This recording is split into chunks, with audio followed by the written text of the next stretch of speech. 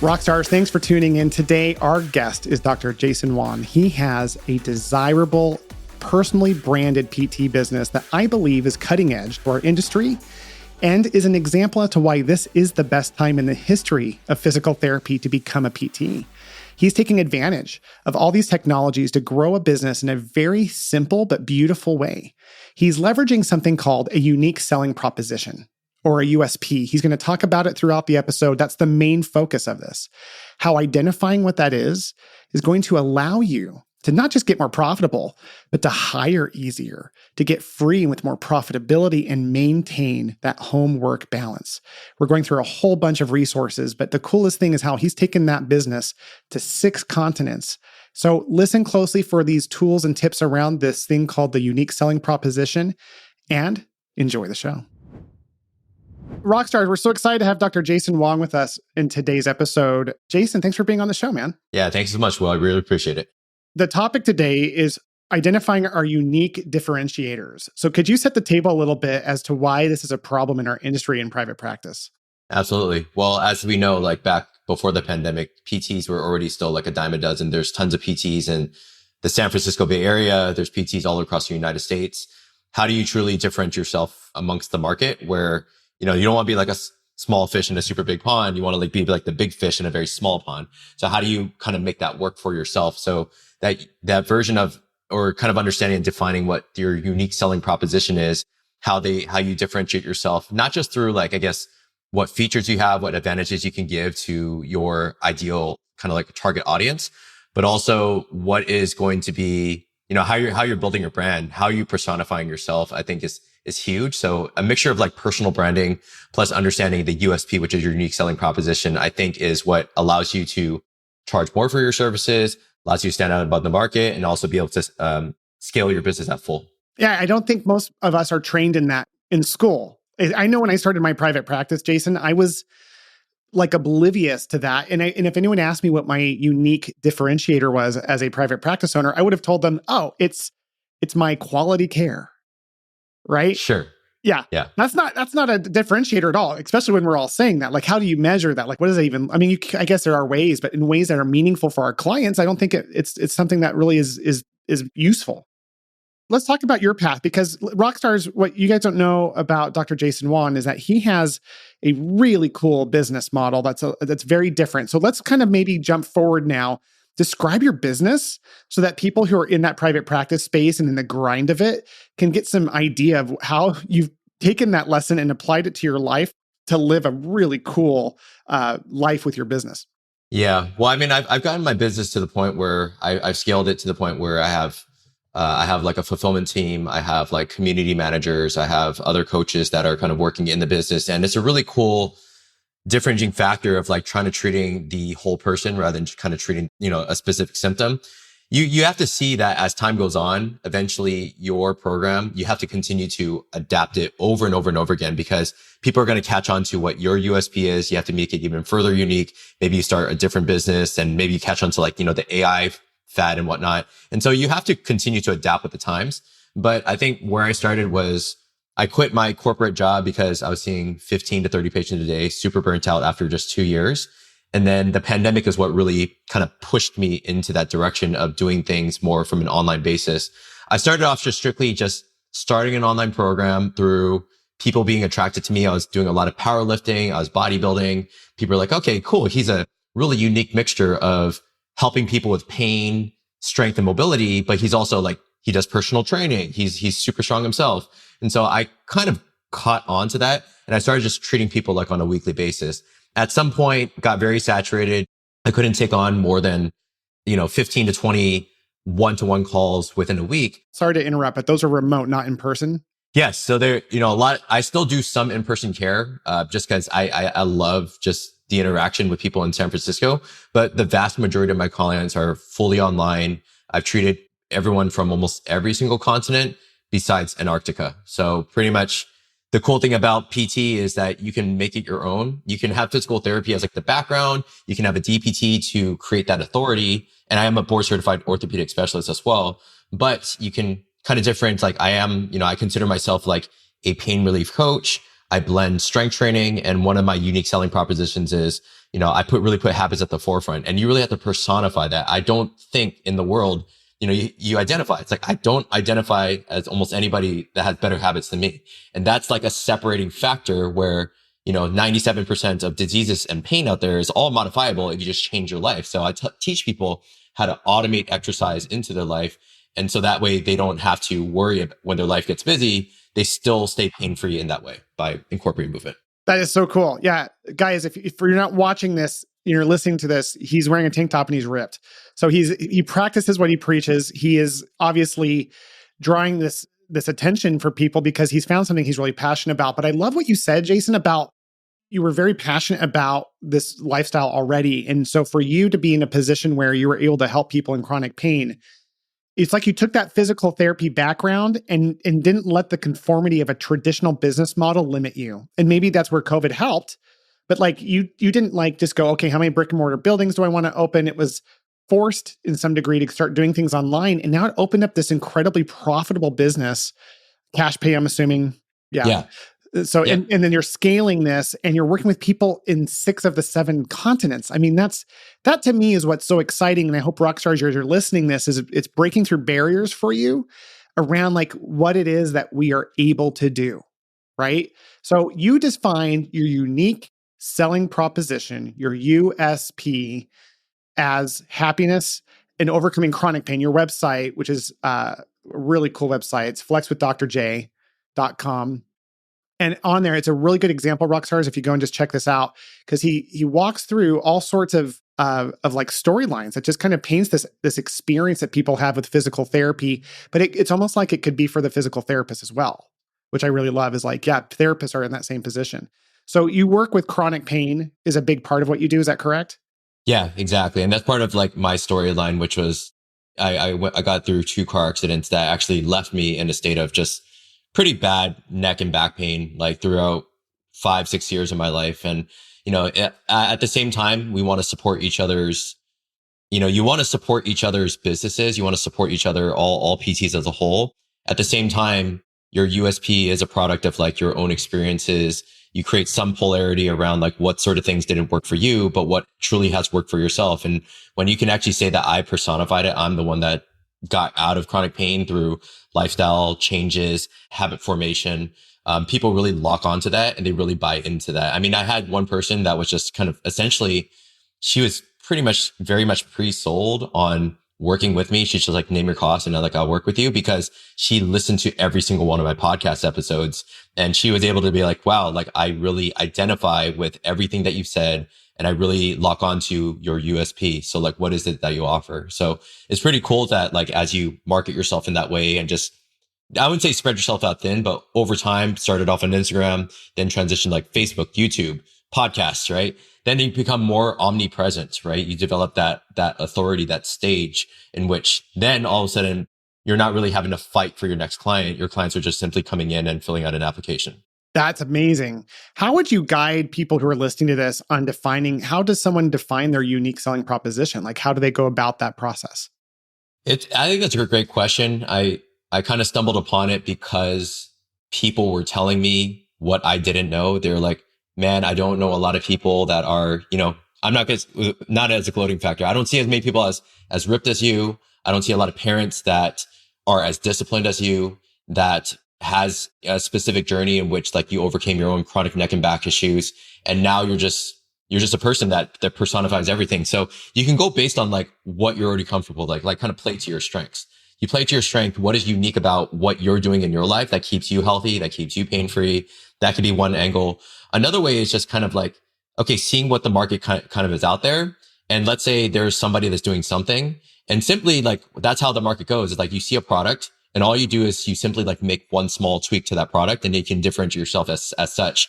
I don't mind that angle. The problem with that is that was something that I couldn't be passionate into that thing, right? It could be profitable, but are you going to actually enjoy doing it in that specific way? If you take somebody else's business model, tweak it yourself, is it something that you're going to actually be proud of, that you can be happy about, that you can be super passionate? Like when I'm on sales calls, which I still take sales calls, but I have a team of salespeople now, I really speak with so much passion to the point where it's like, I'm closing 70, 80% of people like right on the spot. And they're just like, I can see your passion. This is what I want.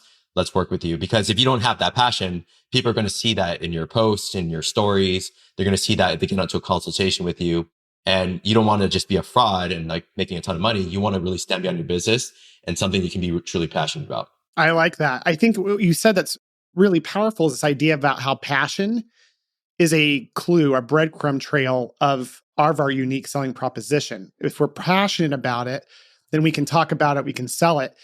And rockstars, as you're listening, my experience has been something that Jason personified, which is that our passion is almost always defined in our past pain. So past pain usually sets that foundation for us. It's like we have to dig in there and see what it is, because when we've hurt and we've overcome something, we are super passionate about it, but we can get so like mind numbed with day-to-day working in our businesses. And before this call, you mentioned something very clearly to me. You're like, yeah, one of the things I'm really big on is making sure I work on the business. And I'm sure you could speak into that on a couple of angles, but what does that mean for you now to work on your business? For sure. I'm definitely still at a place where I'm wanting and I'm yearning to scale my business. But, I always tell even my team that, some of my team, they make commissions off of like certain back end offers and all that. But you don't want to be in a business where you're being sucked dry out of your time, where you're being taken away from your family. Right. And that's potentially, I'm not saying that I wasn't at that place. I was in a place of like 2021. I was pretty depressed, pandemic, hardly getting any clients at that time. People were really skeptical, losing their jobs. So there were times where you had to just suck it up and just like break through those barriers of, I'm not going to be that 85% statistic of businesses that fail within their 2 years. I was like, I'm too stubborn for that, right? I don't care what happens. I'm going to push through. And I did, right? Started getting a lot of clients, developed some authority, got some social proof, and then started to build this business. And now where I'm at, whereas I'm saying I'm working on the business, is I'm now more so like managing the 4 sectors of business. I have an operations team. I have a couple of people in sales. I have people in the fulfillment team, so that I don't have to do as much of the customization and programming for my clients, although I still enjoy it. So I still do it. But I now have 2 other therapists that are really passionate about my philosophy and how I do things. So they're able to carry on the fulfillment. All I do is kind of bring them in. And then eventually where I want to be, because I'm currently managing like the sales team, fulfillment, operations, even marketing, is I do want to be at a place where I have a sales lead, I have fulfillment leads, I have people that like know the SOPs of everything that I do. They can take my brain and essentially, they can compel those other therapists to do the work, for example. And essentially we're just building this business that I can be very passionate about. And the more that we scale, I'm more passionate, less about the revenue. I'm more passionate about really helping, thousands, if not millions of people, if that's possible. Yeah, it's such a cool experience to watch that from this side of the episode, because I've seen it with other people in my world. I've had my own experience around that. When there's enough profitability, this whole new world of possibility starts to break through. We get enough profits, but it's not just profitability financially. I like how you said when you're working on your business, you also strongly mentioned the balance between family and business in that. And I think that's something that PT owners and business owners in general just have a hard time understanding, is that the purpose of the business is always to feed the home. And so if it's pulling us out of the home to an unhealthy degree, then its natural purpose isn't being lived. And so where you found success, starting with your passion and really breaking through in your messaging. And really, when we're talking about that unique selling proposition, we're talking about your ability to put language around it and then build around it as the people are hearing it. But then you're growing it from a place of like, yeah, now we're profitable, I can step back, but you're also protecting that family time. How have you been able to manage your family time during this whole journey? Because you've got 2 little kids, you're doing the bedtime routines right now, getting them potty trained. Like, what does that look like for you now? Well, I think one is you have to kind of create boundaries. I think my wife, thankfully my wife has been the absolute most supportive of quitting a 6-figure job that was very like stable. And I was going to get a pension, after 5 years, to pursuing my passions of just doing things online and like building my own brand. So I think one is just having your partner or your spouse just be extremely supportive and just be like, hey, there are going to be some dark times. That's how it is. It's like when you start from zero and you have no experience with business, that's how it's just going to be. but I am going to learn through experience. I will support this family, and I just need your love and support to do that for me. She was filming things for me. She was creating like documents for my clients. She was, what else was she doing? She was one of my first salespeople. She was like DMing people, right? So it's quite amazing to have like a spouse that's supportive. And then I think that at this point in life where I now have a 1-year-old and a 3-year-old, your time is still not your own. So you still have to separate it. I'm very kind of, I guess, Google driven. So a lot of times I'll like set reminders for myself. I'll create gaps. I even have now, I've just brought this on, but I have a VA and an assistant that now manages my email and my schedule and my calendar. She knows it just as well as myself, as if she was living in my body. So it's now, I say like I just sent her a quick message, be like, hey, break out at least 2 hours of just time spending with my son. And I don't want anybody to touch that. She'll write DNB. She'll be like, do not book, so that none of my other team members like really book anybody onto my schedule.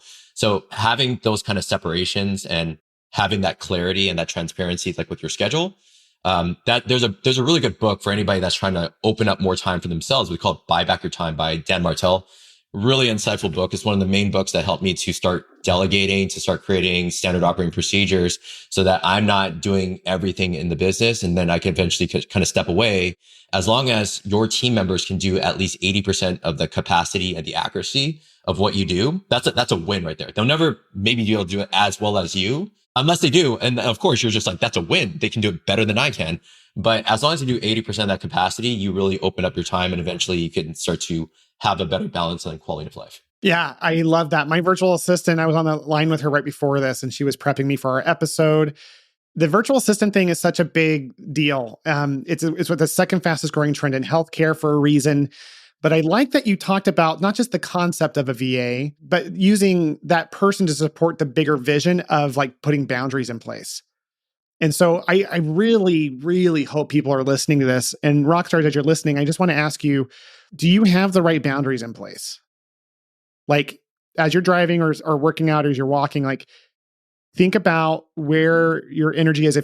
Look, there's no such thing as like perfection, right? I'm sure, Jason, you still probably go through periods where you're overwhelmed, right? Oh, obviously, it still happens weekly, but you work through it, and that's the point of scaling a business. And you kind of put that internal pressure on yourself as an entrepreneur to have that, right? Sometimes my wife has to remind me, like, Jay, look how far you come. Let's just sit back and like on the couch for a bit and just like, have some dessert, eat, watch some Netflix. And I'm like, yeah. It's like, I deserve this. And like, let's just go to the zoo and let's just like take a day off. And I'll tell my VA, like, please do that, clear out my meetings and like, let's go ahead and just have family time. But yeah, there are definitely still dark times. And like I said, I'm preparing anybody that's in business, that's starting their own business, not part of like the 9-to-5 setting. You really have to essentially like dive deep into find that unique selling proposition. You have to get good at sales. You have to get good at understanding business ethics and creating, again, this USP, where you create a USP in order to drive the revenue and people pay for the value that you would give, right? Because the average thing that I see on Instagram bios is more like $100 evals and like, $150 evals, maybe sometimes less. Yeah. And for me, I'm like, hey, if like my time is that worth it? And if you can create coursework and a community and you can build something so robust that people are so excited about it, people are going to pay less about the features. They're going to pay more about the outcome and the potential support and vision of what they're going to get out of it. And then, then you can start charging in the thousands, right? And then therefore you can serve one person wholeheartedly versus serving like 20 people for the same exact cost. Yeah, totally. It's so funny. My question to you now is, what came first for you? Maybe it was a little bit of both at the same time. Was it about defining your unique selling proposition, or was it boundaries? Like, did you find that the unique selling proposition created enough success for you to where you were able to get on top of your business and then create boundaries? Or did you need to create boundaries to identify your unique selling proposition? It feels like a little chicken and egg to me. I wonder what your journey was like on that. Yeah, it's a great question. I think why I don't think that anybody gets really good at business or scales a business without having mentors. So I think a call to action for anybody that's listening right now is you don't just learn by yourself, because you can learn by yourself, but it probably will take you years. It will take you years of free YouTube videos. And even then, like, will you succeed? So if you want to speed up the curve, if you want to get from like chapter 1 and get to like chapter 20 at the end of the book as fast as possible, I don't doubt that I've spent well over six figures on different mentorships and coaching in order to get to where I am today. And that was every single time it was well worth the investment, right? So you have to invest in yourself and have somebody that's done it already and having them as a mentor to speed up that learning curve. So I guess when it comes to the USP versus, where I kind of started, I think that initially I already hired a coach like really early on. And this coach was like from the UK. They were all about like fitness businesses. And I still keep in touch with some of them today. And I've met a lot of entrepreneurs I still keep in touch with from that program 5 years ago. And we were developing already like essentially like a USP. Like what are people's problems? Can you agitate that problem within your post, right? To agitate this and then provide a solution after, which is a common PAS type of posting, problem agitation solution. And there's many other formulas for copy. But, once I started to put it out there, and as long as I was being very passionate about myself, once I was posting out of the sheer passion of just like what I do, people started to lock on. They buy you. They don't buy the program, right? So don't get that twisted. They buy your brand and they buy who you are and they trust you. They don't trust the program. But once they trust you, whatever program that you are selling, they're going to be behind that, especially if you've given value in advance. Yeah, that's such a cool thing. The coaching angle is such a big one. It's when I promote a lot. I've never in my 20 years ever not had a coach. After I found my coach, it was the same journey as people who are listening know. And so I've become such a big believer in it, Jason, just to kind of punch that with you, that whenever I'm doing anything new, the first thing I do is like, all right, who's the best coach I can find? I'm actually at a point now where I'm really big on finding coaches because I'm so coached over the years that I find coaches who don't have as much, they have a really good knowledge base on like a podcast. I have a podcast coach. She's amazing. She has built her own podcast. She's helped other people do that. She just started her own coaching program. She's charging way too little. And I gotta catch her now where her prices are low. Oh, she's amazing. I'll give you her information. And it was one of those things where like, I'm actually coaching her to raise prices and I'm going to pay those prices. But literally I found these people that I've been such a great recipient of coaching. I'm helping people who are starting in coaching develop that with them and I'm getting the discount. But I mean, I've paid six figures as well. And I've at one point I had 3 coaches at one time. Like it's such an immediate return on investment. So I love that you said, don't worry about necessarily figuring out if you're going to set those boundaries or get the unique selling proposition. Like just get a coach to help you do all of them in the right time for you. And that just takes a lot of the stress out because we are so busy and we have so many things going on and we're overwhelmed with kids. So I think at the end of the day, how do you define success around that? The USP or the unique selling proposition is very easy to define because you're growing financially. Like that's your income and your all those things. But how do you define success with the boundaries while you're growing your business? Like, what does that look like for Jason? I'll share something just more personal for me. And I think everybody has their own personal agenda and reason for why they would start a business. And some people that are motivated strictly by just the money and like scaling, that's fine. I mean, I think that's your personal, if that's your personal thing, that's fine. I mean, I started my business because I just wanted to have more impact beyond just San Francisco Bay Area. I just felt the innate need that I had. It's something that was really unique about me, which was really preaching habits and prevention, right? There was something that in 2019, it was just all about like fixing like a knee pain, fixing this. It's like versus I love to fix the entire body. I am more passionate. I have better habits than 99% of people in the world. So this is what I'm going to push it to the world is if you develop better habits, and you can exercise consistently, you can sleep better, you can eat better. And I teach all those things in my program is that you can have a completely pain-free life, be able to help your family and be more serviceable and contribute to your family. So my whys was like, I've been shared this pretty openly. Like my dad passed in 2008 when I was 19 years of age. And I had to come home every single week when I was going to college. Not necessarily just to visit family, but just to understand that my dad's he's not going to be here within the next year or so. So I just came home every single day. At some point, he started to lose his functional mobility. I had to get him off the couch, had to do a whole bunch of things that I don't think any other 19-year-old person would want to do. And that was one of the reasons he's one of the reasons why I started this business, because I want to make sure that parents that see me and come across my page are seeing a version that they want to become. And I want them to become that because I don't want them to go through the things that I did.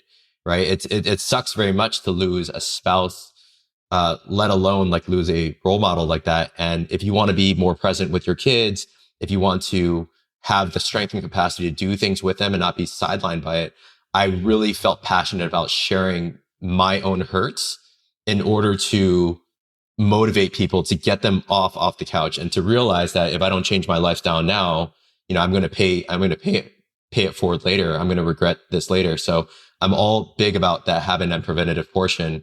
And that's why I think, again, my program, it tends to sell people really well. But at the same time, clients get such good results because I am leading by example. Like I'm not just textbook. I'm literally doing everything that I tell them. And they're like, as long as I do everything and I start to live a life that's similar to Dr. J's, there's no doubt that I can get there too. And I think that's really cool about, what I'm currently doing now. Yeah, it's so very articulate. So sorry to hear about your dad, and what a personification of what we're talking about, because the unique selling proposition isn't a technique or a tactic. It's a legitimate from the heart expression of what defines you, right? And how you want to impact the world. And that's why it sells so well, is because you are, number one, an example of the thing that you preach, but then you also have this incredible like why that you can articulate. And so as people are listening, like, what are the pains that you've gone through? Like, what are the things that you've experienced in the back of your lives that you're maybe keeping close to the chest that you could really lean into from a place of like defining a purpose that you could draw endless energy when those dark times come as a business owner? And not just that, but then create a business around it. Because again, what's cool about what you've built, Jason, is that this business model, for me, when you're standing up there as Dr. J on your website, there's this whole brand around you as an individual, right? Differentiating yourself immediately with your story. Like no one else here has anything even close to that in terms of unique ability, unless they've done the work. But your business being built around it is like, it's all about, number one, promoting the industry, because you're Dr. J, right? You're not some service that gets referred out to. You're a doctor in the community. And then you have this unique clarity that is drawing those people in. And I just think that's something that when people come to me, they oftentimes are looking for virtual assistants, which is my main business, or I do coaching on recruiting. And and they're always like, how do I find them? How do I hook them? I'm like, man, that's the wrong question, right? The right questions have to define with like, what is it that I stand for? And then, because I'm guessing when you started bringing on other PTs, it's not like you were going to conform to how they wanted to do things. You mentioned they're super passionate about your way of doing things. How did you find those individuals? Some of them are long friends from before I even started my business. So definitely there's already some know, like, and trust. There's also a vetting process of like, hey, like once you do things here, like there's a specific course and agenda that you have to do. If we're cranking out this amount of clients at this success rate, it's like, if you're not willing to adapt with the current philosophies that we have, then you're not the best fit for this, right? So it's just that screening out process. And you have to, when it comes to hiring, which is probably for another like podcast episode. Yeah, for sure. You just gotta be like, it's just like speed to lead. It's like, you have to be speed to fire when you need to, right? If you don't feel like they're passionate about it, you gotta cut it right away and be able to like move on with somebody else. But I guess, yeah, when it comes to training the team, they lock onto that philosophy. They see the passions that I have. And it's the same thing like selling to a lead, which is a potential customer, versus selling to your PTs as well and selling to your team, is that they feel my conviction, right? There's something by Alex Hormozy and Dean Graziosi, there's a video I always refer to, which is called Conviction Over Commission. And the thing here is that if you don't stand by it, if you don't have a strong enough why, if you're on a sales call, or if you're trying to sell it like through stories or whatever your promotional medium is, people are going to look right through that. They're going to be like, oh God, this guy's super salesy. This guy's not passionate. But when you're speaking with conviction, you could be like a subpar like salesperson, but still be absolutely floored. They'll just buy whatever you want because your conviction is conveyed beyond the dollar value. And I think that, that's why, like, okay, you sell a program for like $5,000, $10,000. It's like people are going to be absolutely convicted once they hear your tonality and once they see how excited you are about your program. Like I feel horrible when people don't buy my program, because then I know they aren't going to get as good of results on their own. And I feel really crappy about that. And so when people feel that, it's not like you're being like, buy my program, being super salesy. They're just like, dude, I would feel so bad if you didn't just put your foot beyond the line and just make the decision to work with me. Because once you do, you'll realize within the 2 to 3 weeks that this was the best decision ever.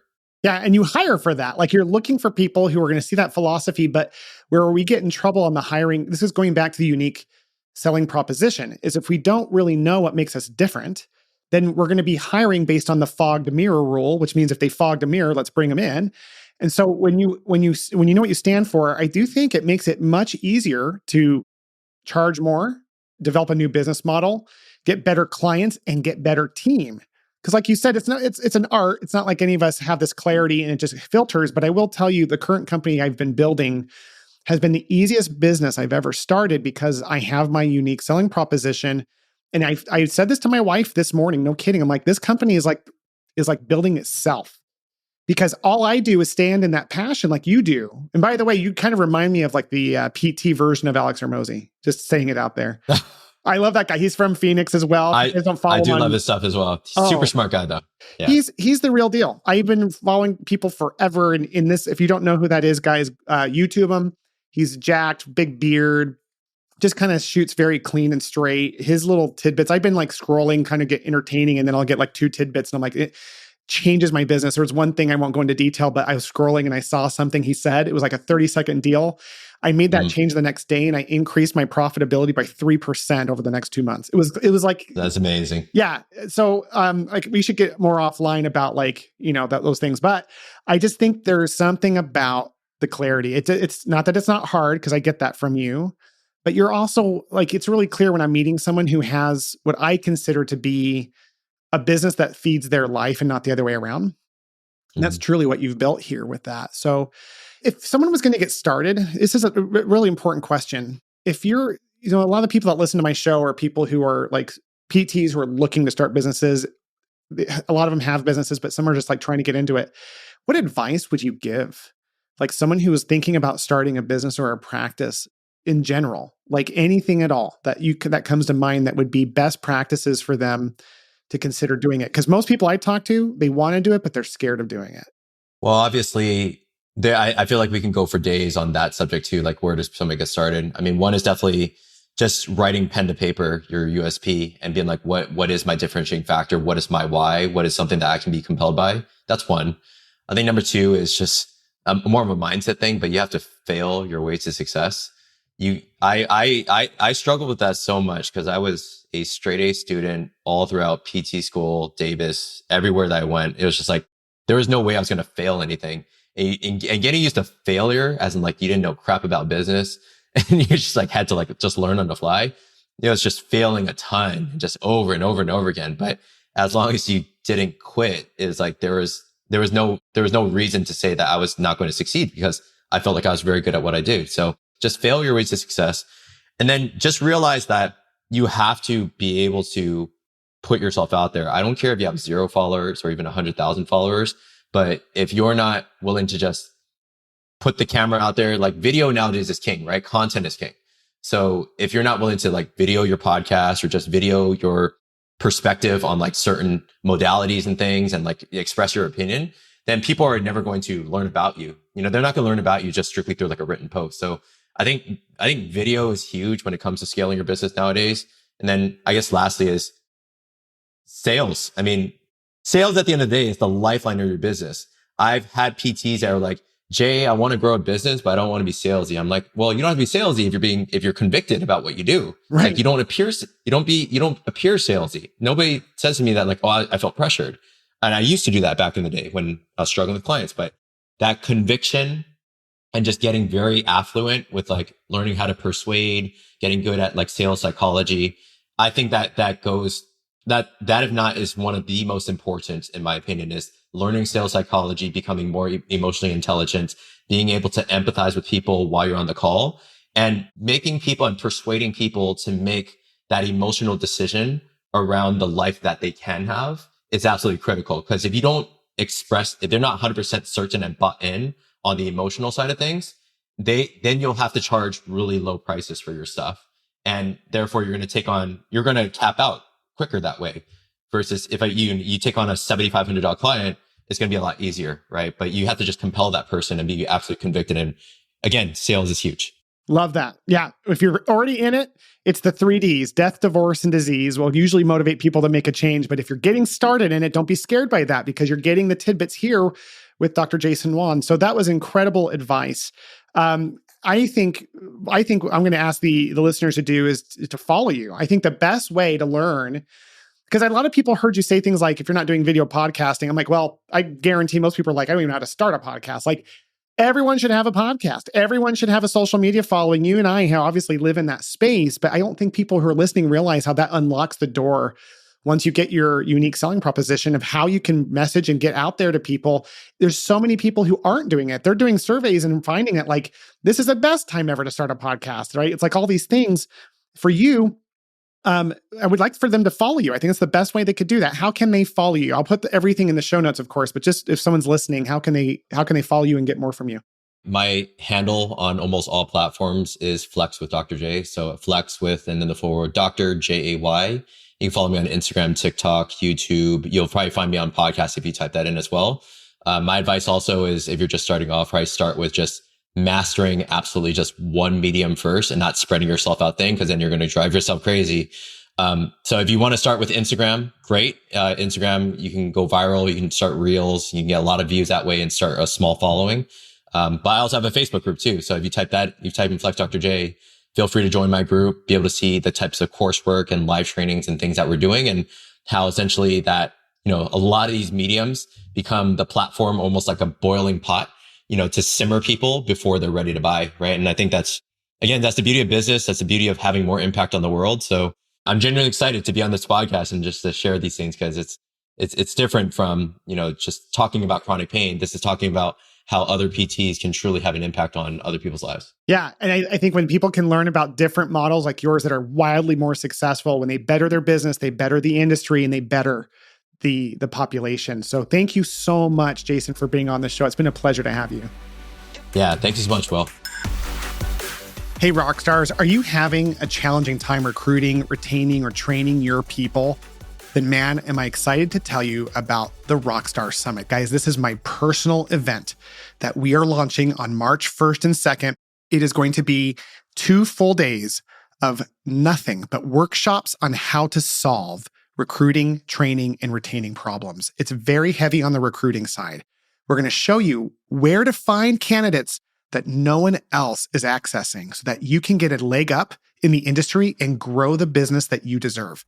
So again, that's March 1st and 2nd. Please go to www.rockstar-summit.com to learn all about the details. I will be there in person teaching some of the classes, but we have experts from across the country coming as well. You do not want to miss it. I hope to see you there.